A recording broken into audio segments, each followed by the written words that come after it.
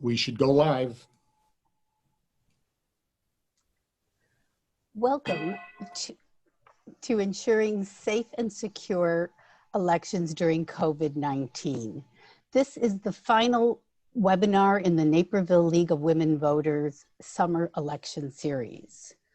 For this evening's webinar, all the attendees, other than the panelists, have their video turned off and audio muted. The webinar is also being recorded. I am Debbie Wiedinghoff, the president of the National Council of Jewish Women, Chicago North Shore. We are honored to partner with the DuPage County NAACP and the Naperville League of Women Voters to bring you this important and informative series as we near the November election.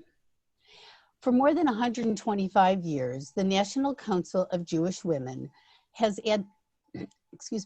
advanced social change through advocacy and community service.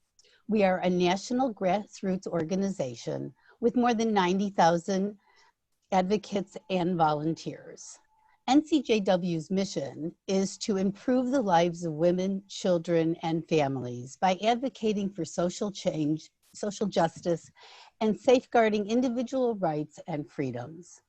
On July 1st, we installed our 2020-21 Board of Directors, who look forward to offering virtual opportunities to our members and the greater community to examine the critical issues facing Americans today, including racial justice, healthcare, immigration, and gun violence prevention. However, the importance of our national campaign to promote the vote, protect the vote, has never been more evident. Locally, we are working to ensure that every eligible voter in Illinois is able to register to vote, cast a ballot, and do so safely and securely. With this goal in mind, we join the Naperville League of Women Voters and the DuPage County NAACP to bring you this evening's webinar. Now I'm pleased to introduce Jeff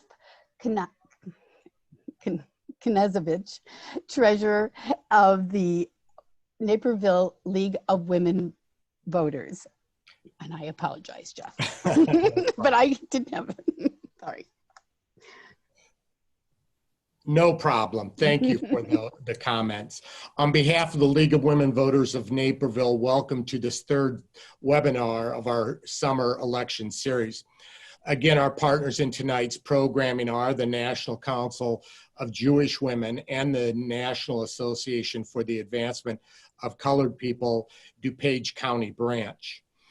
In our first webinar, we heard from the Public Information Officer of the State of Illinois elections on what will be different about the fall 2020 election process, specifically voting by mail.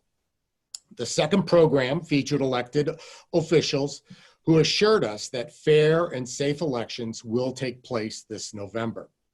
Tonight's program focuses on county clerks who must ensure the voters' experience is flawless, safe, and conducted with utmost integrity.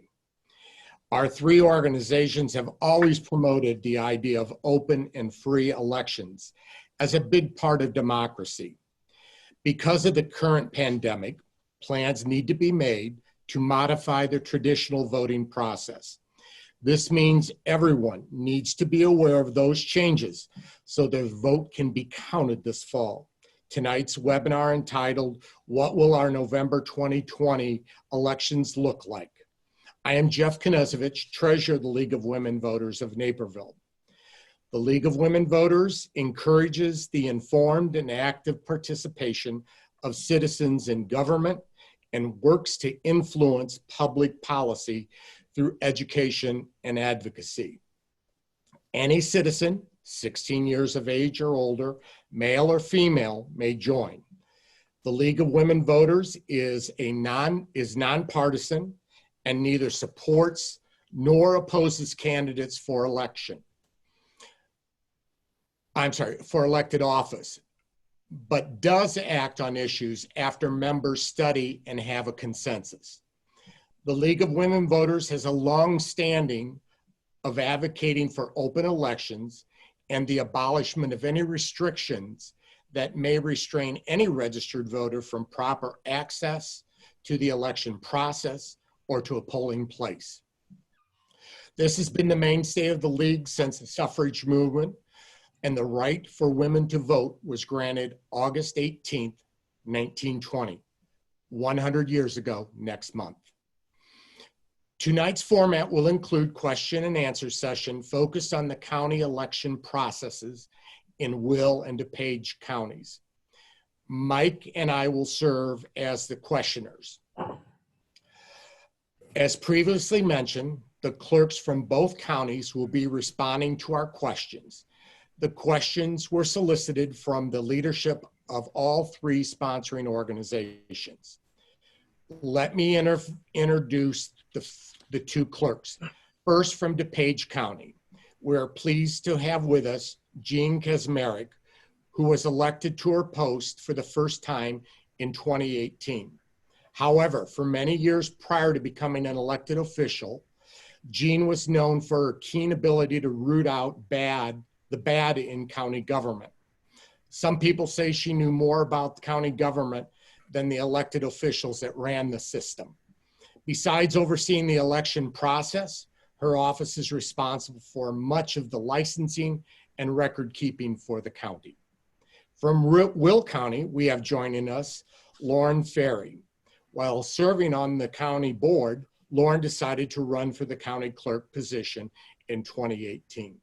Hers is a youthful face with positive energy that is driving change in the clerk's office. Like her DuPage colleague, she is overseeing the changes coming this fall for this fall's general elections. With these brief introductions, let's start the questioning and brief comments from Michael. Michael?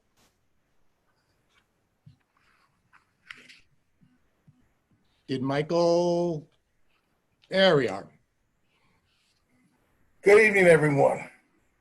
Again, my name is Michael Childress, and I have the pleasure and the awesome responsibility of serving as president of DuPage County NAACP. Our association is the largest and oldest civil rights organization in the world. The NAACP has more than 2,200 branches and over 500,000 members.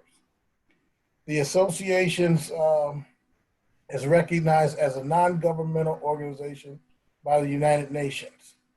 The NAACP's historical records has been housed at the Library of Congress, which has served as the organization's official repository since 1964. The NAACP has and will continue to fiercely demand equal access to the ballot box in every community in every state, and will always fight for civil rights and social justice. It is our hope tonight that we get all of your questions answered because we need to vote this fall like our lives depend on it. The struggle continues. Now let's get into the questions. Go ahead, Michael. Start with the first question. Okay, the first question is, how many voters have been purged from the voting rolls in each county? Why have they been purged? What's the racial breakdown of these purged voters? And how can they reinstate their voting rights? Jean, why don't we start with you? Hello. Well, last year, 2019, in DuPage County, over 46,000 voters were removed from the active voter list. And the reason that number may seem high is that no complete voter verification had been done in DuPage County for nearly a decade. The NVRA, National Voting Rights Act, and the Illinois Election Code require that we keep our voter registration database up to date. And by law, we must conduct a complete voter verification every 2 years. If we never remove people who had passed away or moved, at some point, the number of registered voters would surpass the population. We never track race in the voter registration database. And the names and voter registration numbers of everyone who had been removed from active status can be FOIA'd. However, it should be noted that when the voter verification postcard is returned, a second notification is sent out to those voters, and the post office is directed to forward it to their address. Voters are never canceled unless they tell our office to do so, or they remain inactive for 8 years. The notification informs them that they have appeared to have moved and that they need to update their registration. And then the re-registration requires an ID and can be done at the election division, online, or at a polling place. And keep in mind that Illinois has same-day voter registration. Lauren? Okay, thank you. Yep, so it is, it's much of the same as what Jean said. You know, purged, we don't really like to use that term. They remain on our rolls, but we change their status, is what happens. So if we send out the voter verification card, the voter registration card, and it's returned to the clerk's office as undeliverable, we send the voter an address confirmation card. If the card comes back and there's no response, we change the voter status to inactive. So a re-registration is eventually required. And the voter can simply contact the office, update their information, and then we'll go ahead and change their status back to active. And if an inactive voter, this is like Jean said as well, doesn't vote in the 2 consecutive general elections, then the voter must actually re-register or, you know, register again to vote. And then, you know, like Jean said, we do have same-day registration now at our early voting sites. In person with a registrar, you know, they can print and mail the application. It's available online. There are many ways to go ahead and do that. So it's, you know, we don't use the term purge really in our office. We just go ahead and change the status. What ID would they need to, when they do same-day voter registration? They need the 2 forms of identification. And that can be a driver's license, a utility bill, not their social security card. Right. One of the IDs has to have their current address on it. Correct. All right. Since we started talking about early voting and the polls, et cetera, let's get into some specific in each of the counties. Lauren, how many early voting places will be available for the electorate in your county? And do you feel this is adequate? Yes, so we actually were able to expand our early voting locations in the primary election. That was one of the things that I felt was important to the county. There were some underserved areas in Will County. So we actually added some early voting locations in the primary election, the Spanish Community Center in Joliet, and then out east in eastern Will County, we were able to find a site in Stager. So we do have 25 early voting locations spread across the county. We're planning for the same number in the general, and with the expanded, you know, with the extra voting locations, we feel that that is going to be sufficient. We believe that they're, you know, strategically located. They will be open the hours that they need to be. We expanded some of the hours in the primary, and we have confirmed with most of our voting locations. We're working on, you know, some protocols, and we're working with some of our early voting locations right now to make sure that, you know, they feel comfortable. But we are comfortable with saying that we will have all of our early locations. Are your locations considered easy access for those people using public transportation? Yes, our early voting locations are, we have libraries. We have 2 libraries, two athletic facilities. They are in very, very easily accessible locations. Okay, Jean, how about what's happening in DuPage County? Well, in the recent past, DuPage County has had 12 early voting sites, and we too are actively looking to increase that number for November, and we're starting with the underserved areas as well.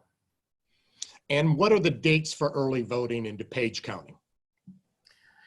The dates are October 19th through November 2nd. Okay, and in Will County, are they the same? They are the same. All right, good. So everybody can get out late October or early October, and they have about 40 days of voting, it looks like. Okay, Yep. great. Mike? Okay. Gene, in the past, we've seen the elimination of many same-day voting polling places. And that has caused a lot of long lines in certain neighborhoods, especially in neighborhoods with people of color. What is the exact number of the same-day polling locations going to be in DuPage County? And is that adequate? Do you feel that's adequate? And then also, can you give us an update on what is the condition of our same-day voting machines? We have 268 polling sites. I believe that with our expanded vote by mail program and with the early voting sites that we're going to have going, I am thinking that we'll be covered well. Our machines are old, but they're going to get the job done. They're reaching an end of life, and we've been looking at new voting systems over the past 3-4 months now. Okay, and what's the status on that? And is it any updates, or there's just status out there in limbo? We won't have them before the election? No, that's a really long process. It takes a long time to scrutinize the different systems, go through the procurement process, get the approval for payment, and then to implement them, get all the election judges trained. It's a pretty long project, and I wouldn't want to go through what Georgia went through with their no new voting machines in a few months ago. Okay. I'm going to ask the same question, Lauren. How many same-day polling sites do you have in your county? And again, is that going to be adequate? And what's the condition of your voting machines? So we have 249 election day polling places. We do believe that that is an adequate number to serve all the voters in Will County. We have N100 tabulators that are serviced before every election. We do testing on them. They're reliable. They're like the old, like workhorse machines, but we are kind of in the same boat as Jean.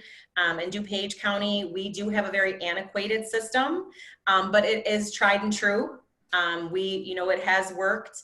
However, we have been speaking with our current vendor as well, and talking to some others about the possibility of upgrading some things, just because of vulnerabilities and just evolving technology changes that we feel are needed. But they're going to work just fine for this election as they have in the past. We have every confidence in that. So, yeah. Okay, thank you. Just a follow-up question to that for both of you. During a typical election, or let's use a general election in the fall, what is the percentage of machines that go down? Very few for Will County. I think. Because we know that was, and again, new machines in Georgia, that was a big problem. They were operating with one machine in each precinct or each polling place. Yeah, we haven't seen that. Like I said, You're not experienced problems typically during the election day. It's Good. really not. That's what, we do all of that testing beforehand to make sure, we do the logic and accuracy testing, and then they are locked down until election day. They open up on election day, and things run very smooth. Okay. Let's move to the new, probably, and you can tell me if I'm wrong, we're assuming mail-in ballots will be cast at a higher volume than anything else this year. Let's talk about that process. First of all, each county, I'm assuming the individual voter has to submit an application to receive a ballot. Is that true?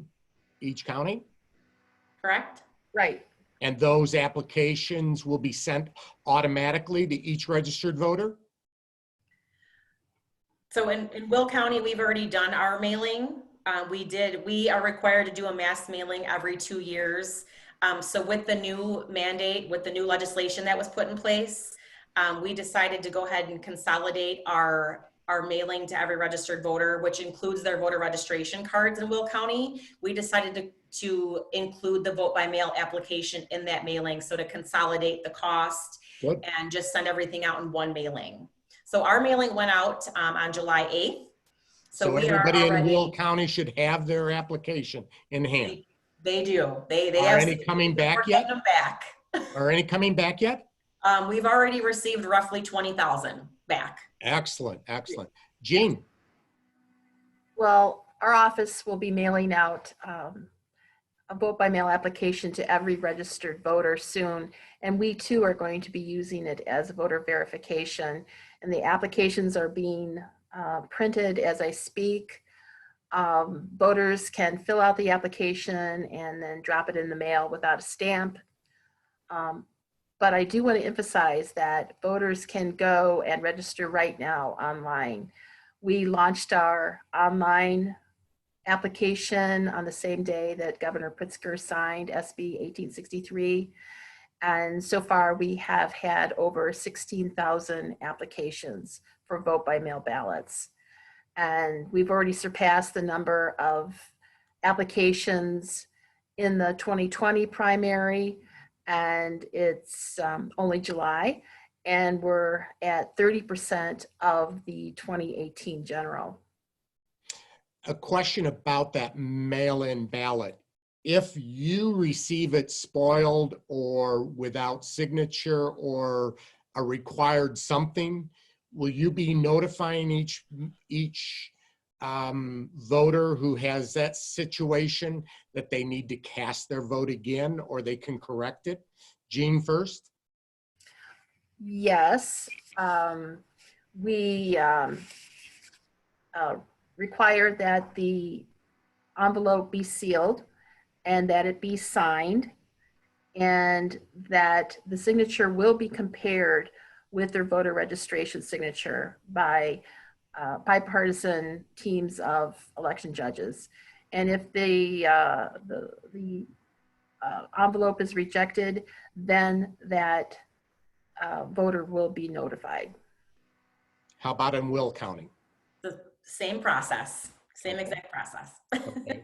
And mail-in ballots are going to be accepted with a postmark of the election for how many days? Or I guess what I'm getting to, when will we know the outcome of the election? Well, for tight races, we won't know the outcome until 2 weeks after the election, and that's when the last ballots are counted and the certification takes place. Lauren? Yep, that's the same thing. Yep, provisional count happens 2 weeks after the election. So what are your offices doing in a campaign to get people to respond in an efficient manner? Lauren? As far as returning back, Advertising, are there notices in the newspaper? Get your ballots back. How are you communicating? Don't sit on them, but get them out. Yeah, I mean, we're doing all kinds of social media interaction. We'll be doing PSAs on the radio, just a lot of outreach any way we can. There's been some press, some articles, and in the press in Will County. I'm just reminding people that they do have the option to vote by mail. They should have it in their hand if that's the way that they would like to vote. Okay, Jean, any comment? Right.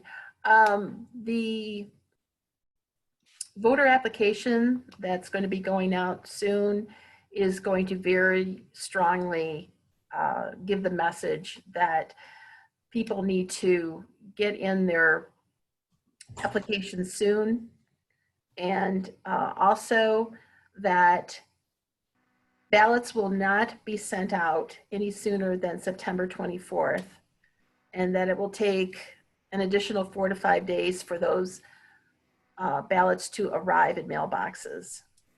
And then we're asking people to please fill out the ballot as soon as possible and to get it back in the mail. Perfect. Michael? Just one quick follow-up. What's the postmark? What's the deadline to have a postmark on the ballot when you mail it in? Election day. Election day. November 3rd. Okay. And can it be dropped off in person? Yes. Okay. Yes. All right. Let's change a little bit. With the election coming up, there's always shenanigans and games being played. So the question is, how are voting irregularities going to be handled? How are they going to be reported? Who's going to address them? And who do people contact on election day if they feel their franchise has been infringed on? So in Will County, we depend a lot on our state's attorney's office and our sheriff's department. On election day when things are happening, we do deploy our state's attorney, our assistant state's attorneys, deploy teams of people out to polling places just to sort of check on things, make sure things are being handled properly. The state's attorney also sets up a hotline that day, an election hotline for people to be able to call. We give out that number on our voter information guide that we send to every household before the election, so everybody has it. We're in constant contact with our election judges and our field techs on election day. We take phone calls all day long, from folks out there that are dealing with equipment issues or voter issues or candidate issues, whatever the case may be. So it's just a constant, constant contact type of thing. But we do have our people set in place to be able to help with those things. Okay. Jean? Everything that Lauren just said. And also we will have our call center going starting at 5 a.m. and going until long after the polls are closed to answer questions. And election judges have the phone number of the call center, and depending on the problem, it will be directed to the right person. So if the general public has a concern, do they call the state's attorney's office or do they try to call your office? I would say that they should call our office first, and we'll try to get it worked out. Yeah, most people call directly to the county clerk's office first. Mm-hmm. Is that number readily available? Is it posted in the polling locations? Yep. Absolutely. Yep. Any follow-up, Jeff? I guess the next question would be, because we talked about irregularities, let's go back a little bit about the mail-in ballots. We've read in numerous accounts that there is some concern that casting your vote by mail could be a fraudulent vote, or it increases the percentage of fraud in the election process. Do you have any history or knowledge of that being a fact, that fraud is going to increase because of mail-in ballots? Lauren, you want to make a comment? I think that what we've seen is that there is a lot of misinformation about vote by mail.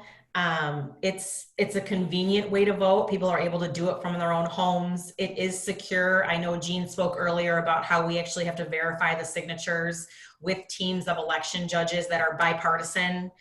There's a ratio of Democrats and Republicans that look at those signatures when those ballots are going to be processed. So it really is a secure way to vote. We verify the signatures on those envelopes just as we do on election day. So it's really the same process that takes place. So it really is a secure way to vote. I just think there's a lot of misinformation out there. So that's why, I mean, I think Jean would agree, we love doing these types of things so we can try to help clarify the process or any questions that people may have. Jean, what do you have to add to that? Well, again, everything that Lauren just said. But we also verify the signatures on the applications as well. And so that's like a two-step process. And then we, again, look at the signatures on the ballots. I agree that there's a lot of misinformation out there. Can a voter actually track their ballot going through the process, and how do they do that? Jean, you want to go first? Well, for the 2020 election, we're pleased to be implementing ballot tracks. And so the voter will be able to follow the path of their ballot after it gets into the mail. And then, of course, if they go online, they will receive a notification instantly that their application was accepted. Okay. Anything different in Will County? Yep, so our residents can go onto our website and they're able to track their application as well as their ballots online as well. So they'll get a notification, they'll know that it was received, when their ballot was sent out, and when it was received back as well. Okay.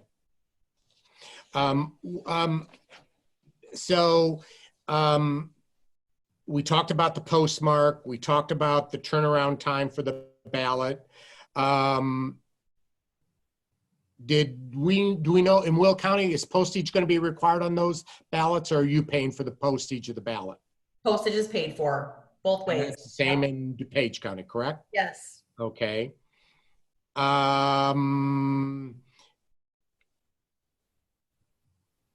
have a question. Okay, go ahead.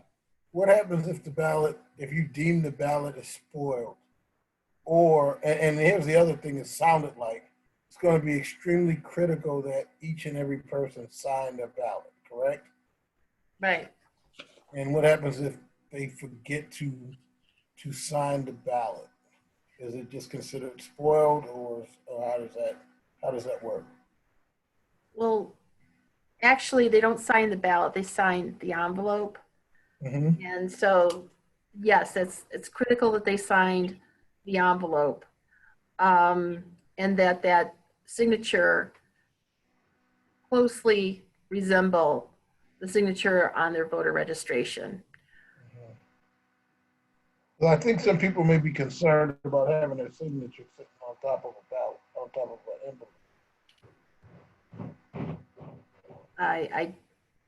I don't know what to say. It's just the way vote by mail Works. is set up.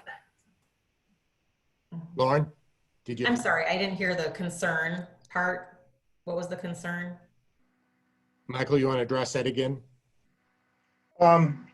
It seems, and I'll say, I know some people that are really concerned about having their signature sitting on an envelope that is going through the mail. Some people are very, very protective of their signature. What if they determine that they don't want to sign an envelope in which is going to be touched by, I don't know how many people, and is going to be exposed to how many people? Your signature is almost like your fingerprint. So is that of concern, or do you think it may deter people from voting by mail? I actually haven't heard that a ton, actually, about the signatures. I think I mean, I definitely could see the, the concern for that. It is how vote by mail works. Illinois is a signature verification state. And so that's how we verify everything. So I guess I would tend to say at this point, like with the volume of applications that we're seeing come back, maybe that won't be as big of a concern as we think. But like Jean said, that is the way vote by mail does work. Illinois is a signature verification state. And also, we will have drop-off boxes, one in our parking lot at the county campus, as well as one inside the front door of the 421 building. And so if anyone is uncomfortable having their ballot go through the mail, they can drop it off. And of course, you can also drop off the ballot at any polling place as well. How do you, let's talk about some of the numbers again. Jean, what do you think the percentage of vote by mail is going to be this year compared to the regular walk-in? It's a best guess, I know. Well, we will be prepared for every single person if they want to vote by mail to do so. I wouldn't be surprised, depending on the way the pandemic is going. I wouldn't be surprised if maybe close to half of 50%, that'd be terrific, yeah. Yeah. Lauren, you think you'll see the same in Will County? I think we do. I think we're preparing for, maybe a little less than half. But I like just from the initial, we just sent the mailing out on the 8th, and the volume that we're seeing now is really showing that. I think Jean's estimation is probably correct. I mean, I think we're going to see a really high volume. Let's give a perspective to it. How many people request vote by mail in the 2016 election? Do you know, Jean? Yeah, I don't know that number. Vote by mail, no excuse. Vote by mail was just launching at that time. The number was pretty low. Okay. Ours was actually really, really high in that election. We actually had a high number. Well, actually, it was our highest, and maybe it was because it was new and people. Yeah, new. I'm not sure, but that was 30,000. 30,000 is our highest number that we've done ever in the clerk's office for vote by mail, and we're already at 20,000, over 20,000. Excellent. Good. It's not even, it's July. So I certainly think we're gonna see a ton of vote by mail. And Jean, back one question. Vote by mail, there was some cost involved in equipment, VBM equipment that had to be approved. Was that approved by the county yesterday? Yes. Yes, good. All right, excellent. So we know we have the necessary equipment to count the ballots? Yes. Good. I know that was a concern early. Mike, why don't you go to your questions? Well, I got another question. I want to turn to process. There is a rumor, and I don't know if it's true, so can you talk to me about the process, or talk to the audience about the process of a provisional ballot? Is it really counted? We've heard so many rumors that where they don't count provisional ballots, and if they do count them, it has to be, they count them much later. What is the process when a person is given a provisional ballot? How does that work, counted, tracked, that whole situation in each county? We can start with Jean. Well, provisional ballots are issued on election day, and hopefully with our new poll pads, that will minimize the number of provisional ballots considerably. But there will be some, and they are looked at by teams of bipartisan judges after the election day, and And first of all, the staff determines whether or not they're in the system, and often they are. And then those are, go through the process of being counted.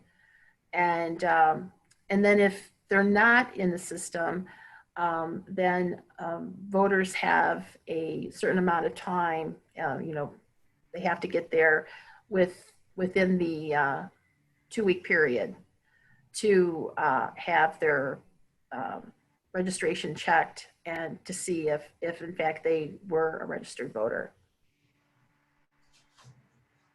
Okay. Laura, is that the same process in Will County? Yeah, it really is. It's the same process. The provisional ballots are handed, if somebody needs one, it happens on election day. We do our provisional count the 2 weeks after. So in that time, they go through, they sort them and do everything they need to do with them. And then in the 2 weeks, we have the provisional count. So they are absolutely counted. Every vote is counted. Our offices are mandated 9% by statute. We really have, we don't have a lot of options but to follow the law. So okay. All right, so now I want to turn to safety. With COVID-19, what safety measures are we taking when a voter enters the polling place? Are we going to have masks? Is it going to be required?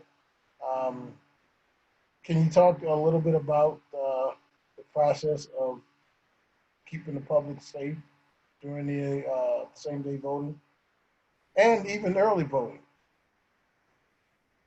Well, we are ordering a mountain of PPE. We have masks on order and gloves. Hand sanitizer has already been taken care of. All of that. And then we'll see what the Illinois Department of Health and Governor Pritzker have to say closer to the election, and we'll follow their lead on that. It'll be the same thing in Will County. So we are sending our election judges and their, with their supplies, they will have protective nose and mouth coverings, so masks. They'll have gloves. They're going to have the protective face shield as an option as well. We're sending disinfectant wipes, personal hand sanitizers for their stations. We've contracted with a company to provide the large hand sanitizing stations that will be at all of the early voting locations and all of the polling places on election day for the public, when they walk in, when they walk out. We're still finalizing the actual protocol that we'll give to election judges to follow, but we will be obviously instructing them to wipe down all the surfaces frequently, follow the CDC guidelines. As far as mandatory, masks, we will be, watching, the governor to see if he, mandates anything or what recommendations come down. We have been talking with our state's attorney's office as well as the State Board of Elections on guidance on whether we can require the public to wear masks, but there isn't any clear guidance on that yet. So we're still planning. Okay, because that's going to be important. You don't want your election judges trying to be police, I would think. Correct. How many voters are going to be allowed in the polling place at a time? Do we have numbers on that yet? You can take that, Laura. So we're still, we're developing protocol. Like I said, we just met with one of our early voting locations today. That's, it's a athletic facility. They have requirements now, capacity requirements now, that they can only have, a certain amount of people in the building. So, depending on where we are in October, when early voting starts, we'll have to see how we work that out. Social distancing we will be doing, but I think it's going to be, we're going to do our best to make sure that everybody's, social distancing, and we're following those capacity requirements that some of these locations have. Mm-hmm. Jean? Again, what Lauren said, we will be following whatever the Illinois Department of Health and Governor Pritzker tell us as election day nears, and We will also be having social distancing, and we will be following whatever recommendations there are for the number of people in a room, all of it.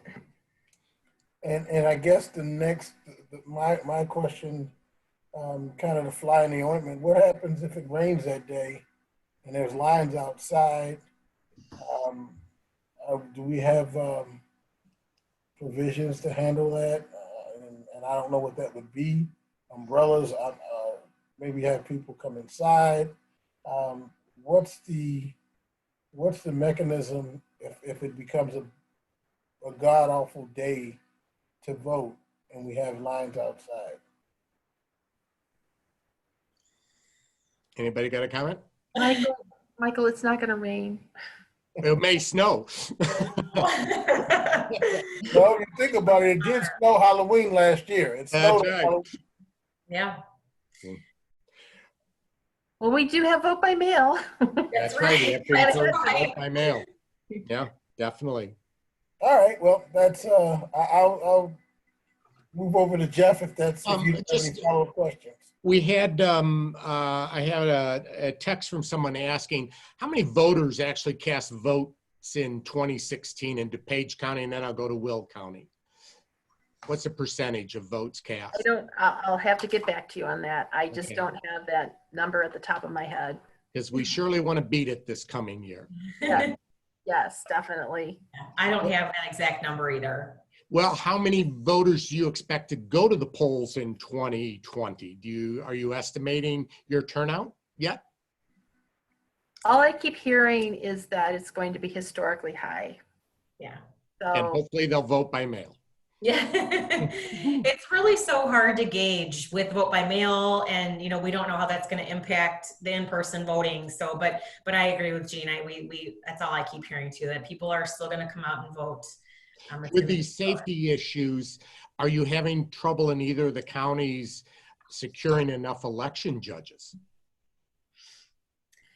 well, we have a good supply of election judges right now, but we're always recruiting. So if anyone's interested, come to our website and apply or call our office.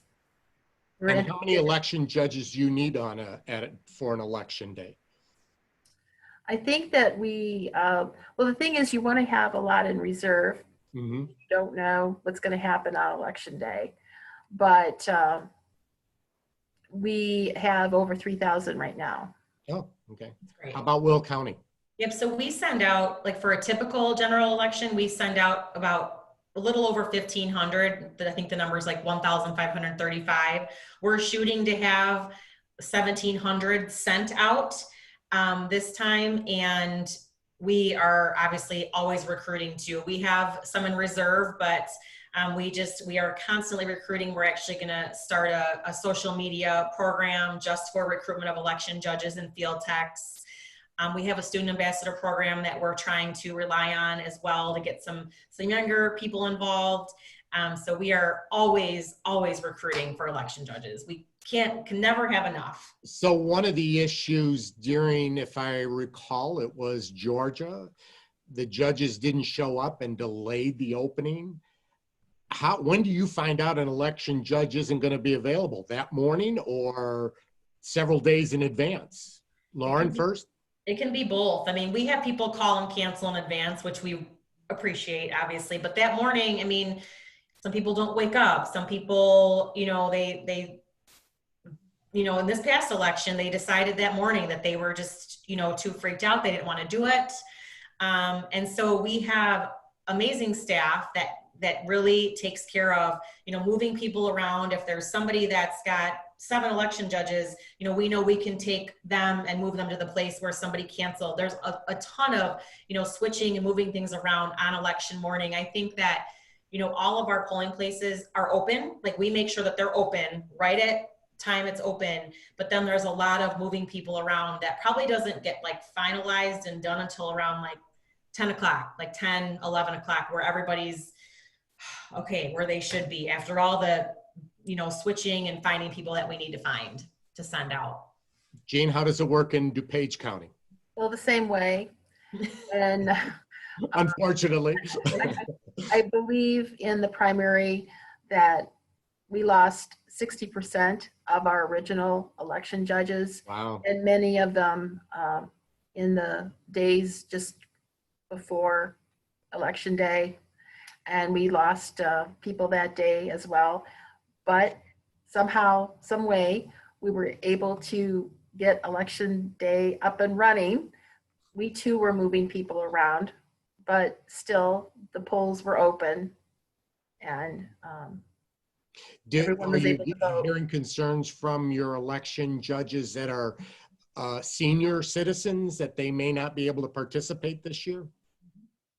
Well, there's been some of that, but with SB 1863, we're able to recruit much younger election judges. We can have 16-year-olds, and we have a number of younger people signing up.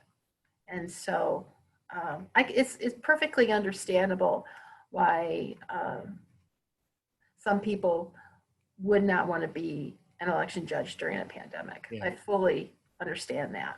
Lauren, any additional comments? Jean's exactly right. We've had a lot of conversations. We're so lucky to have really good conversations with our regular election judges that want to do it every year, and they have voiced concerns over, doing it. They love doing it, so it's almost like heartbreaking for them to say Sure. they don't want to, because they're worried. But we are recruiting, like I said, people, our student ambassadors to come out and, have them tell their friends and just recruit some younger folks for this time around. But we tell them, we know you'll be back the next time. So. And addressing our senior citizens, how are we going to handle the vote in the senior facilities across the counties? Will we actually be going in, or are we going to encourage a ballot? How is that going to take place first in DuPage County? We will not be having any polling sites at any of our retirement/nursing facilities. We just feel that during this time, it's just not a good idea. And we are encouraging vote by mail for people who are residents. Are they getting special posters or mailings to let them know that there won't be a polling place? Well, they'll all receive an application. Okay, pretty good. soon.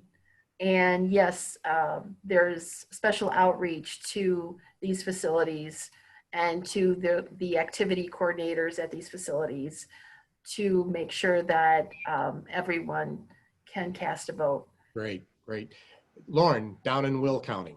It's the same thing. We'll be talking to the administrators at the facilities and making sure that they received everything that they need to, so that they're able to cast their vote. Okay, great, great. In a different direction, as taxpayers, we're always worried if we have enough money to pay for these new processes.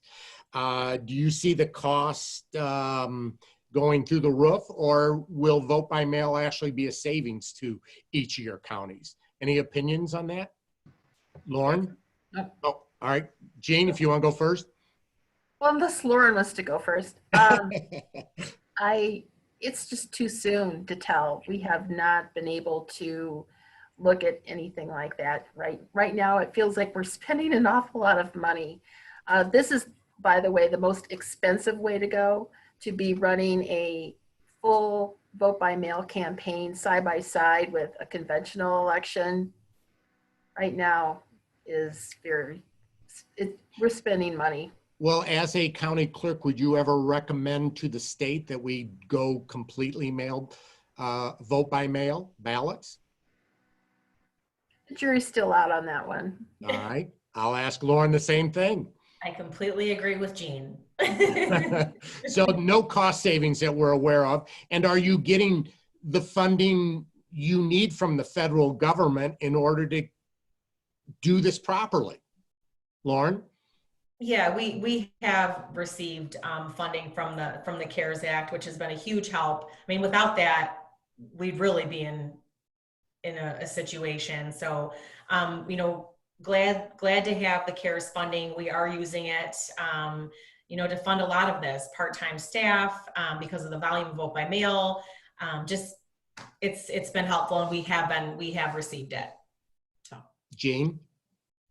Right, we've received close to $3.5 million for this election. And there'll be In additional funds because of COVID. okay. I'm pretty sure you could have used twice as much, though. yeah. I just have one other question when it comes back to recruiting. And this is more of a suggestion than a question. Would we not want to partner with every high school civics teacher and maybe have them offer the students in those civics classes, I don't know, some extra credit to be election judges to get them acclimated to the process? So in Will County, that's what the Student Ambassador Program is really. We've reached out to every school district in the county. If we don't hear back from the administrators, we reach out to the principals, the deans, the teachers, whoever we can actually reach. So we're trying to recruit heavily in those areas, and it's going well. You know, I think we've had several meetings recently with a lot of the teachers in the district. I think with everything being virtual, you know, it's still, you know, we're trying to navigate that, but we are heavily recruiting in that way with the Student Ambassador Program. Good. Jean? And what really helps right now is that SB 1863 has a school holiday for Election Day. And so the students that would be working in the elections would not be missing school. Good. And Good. so that's Because my concern is we spend so much time focused on recruiting senior citizens because they've retired or whatever, when the new day and the new technologies lend themselves to Generation Z, Generation X, millennials, and that tends to seem the way the technology is going. We should follow that trend as far as recruiting our judges. Okay, we are coming down to the wire, so we have a last question we want to ask both of our clerks who are here. What do you foresee as the most important or possibly the most difficult issue you will have to overcome before the November election? And once again, restate the process for vote by mail in each of your counties. We'll start with Jean. just the volume of vote by mail. We've never done anything like this before. And so I think that that's the big unknown. There's several big unknowns with this election. We don't know what the turnout's going to be. We don't know where the pandemic's going to be. We're thinking worst case scenario in that area. And we don't know what the volume is going to be. Okay. And your process, once again, for vote by mail, what does an individual have to do in order to secure a ballot? Well, right now, they can go on our website and apply for an application. Okay, perfect. Lauren, your comments. I agree with Jean. We're already seeing such a huge volume in vote by mail that we're just not, we try to prepare for, but we will have to, we don't have the staff and we're not going to have the automation for it yet.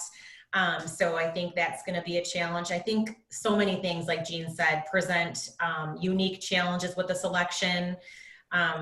We're planning on, everything that we can, we're ready to rise to the challenge when it's presented. So it's, who would have thought we'd be preparing for a general election under these circumstances? So, but, we are going to do everything in our power to make certain that every voter has a chance to cast their ballot with every option, vote by mail, if they want to go early vote, if they want to go on election day, Will County will be ready.